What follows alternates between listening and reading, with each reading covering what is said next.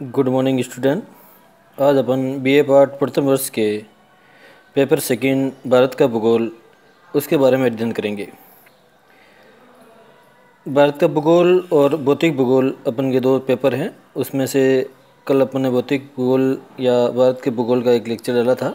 आज दूसरा लेक्चर भारत का भूगोल जिसका सामान्य परिचय, भारत की भौतिक विन्यास या भूवैज्ञानिक शैल समूह के बारे में अध्ययन करेंगे। भूगोल एक स्वतंत्र विषय है जिसमें दो प्रश्न पत्र होते हैं, विश्व का भूगोल और भारत का भूगोल। बीए पार्ट फर्स्ट ईयर में भारत का भूगोल है और कई यूनिवर्सिटी में विश्व का भूगोल भी अभी सिलेबस में है, लेकिन जेएनयू के सिलेबस में भारत का भूगोल है।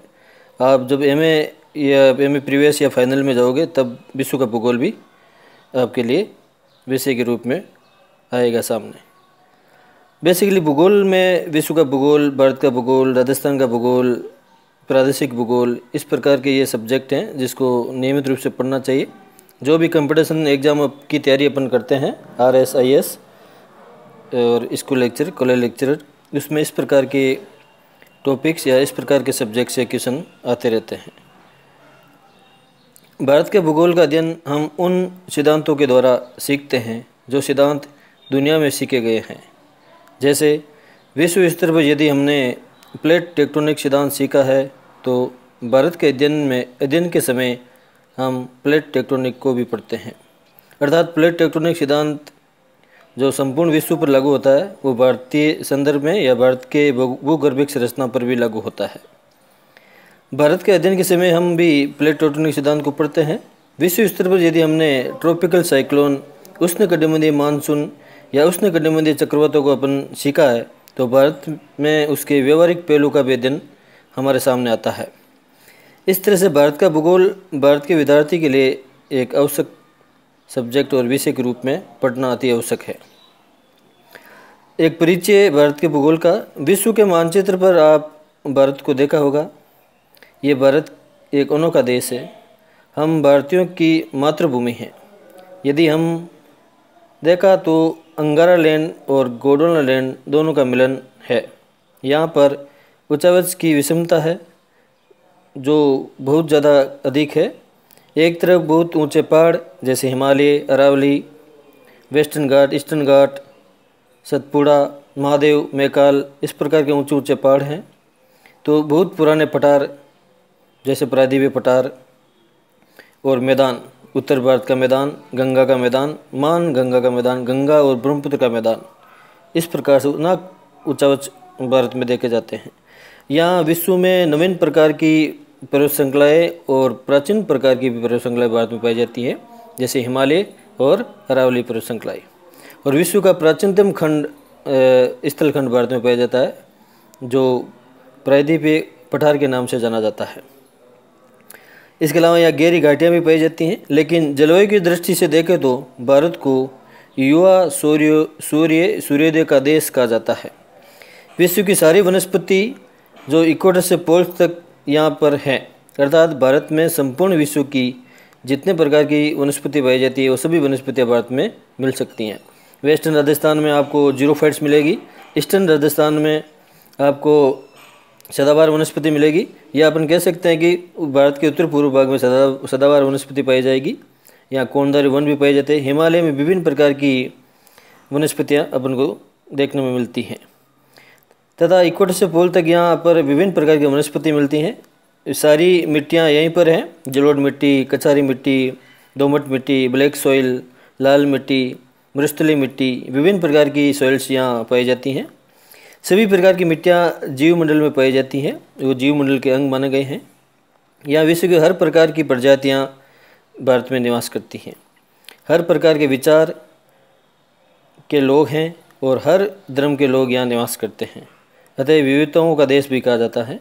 अतः भारत संपूर्ण भूमि विश्व में अभियुक्त करता है और संपूर्ण विश्व में विविधताओं वाला देश के नाम से भी जाना जाता है। भारत का भूगोल एक आवश्यक अध्ययन है। अतः भारत का भूगोल क्यों पढ़ा जाता है इसके बारे में आपको सोचना है। भाई, हम भारत भूमि पर क्यों पैदा हुए?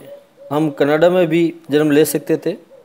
इसका उदाहरण है मेटाफिजिक्स या पराभौतिक। यदि आप कर्मयोग गीता में जाए तो स्पष्ट है कि जो व्यक्ति जिस क्रम में जन्म लेगा या पैदा होगा, उनका स्मरण करता हुआ उस क्षेत्र से आबद्ध होकर अपने इस शरीर का त्याग भी करता है और अगले जीवन में उसी को प्राप्त होता है। अर्थात हम पिछले जन्म में निश्चित रूप से भारत भूमि के थे, यही हमारा माता थी, इसलिए भारत का भूगोल पढ़ना हमारा एक प्राकृतिक कर्तव्य भी है और नैतिक कर्तव्य भी है।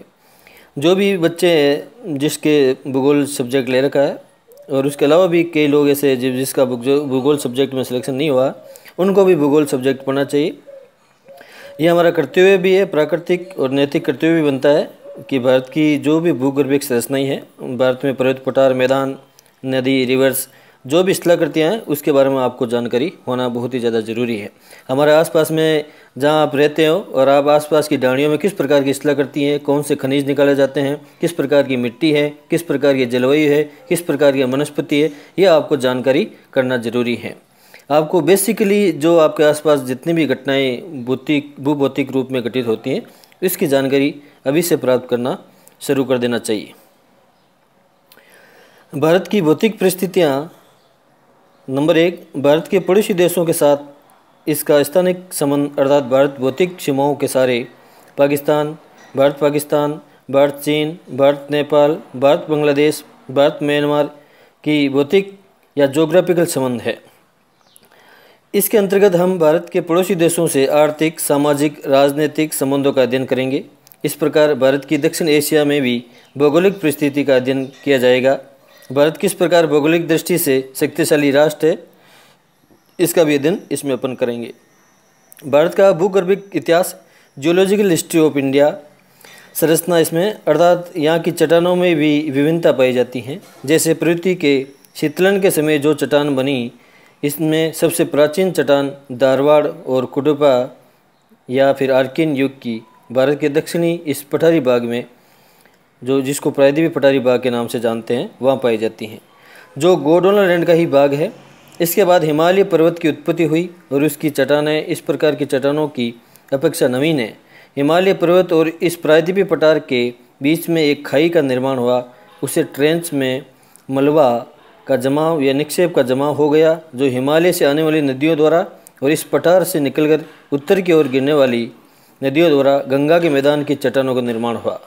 अर्थात प्राचीनतम प्रायद्वीपीय पठार, उसके बाद हिमालय का निर्माण हुआ, हिमालय के निर्माण के बाद गंगा का मैदान या उत्तर भारत के मान मैदान का निर्माण हुआ।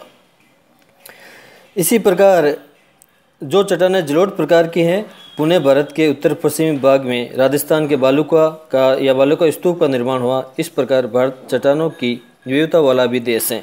यहाँ विभिन्न प्रकार की रॉक्स पाई जाती हैं, औषधीय चट्टान भी पाई जाती हैं, मेटामॉर्फिक चट्टान भी पाई जाती है और इग्निस रॉक भी पाई जाती हैं।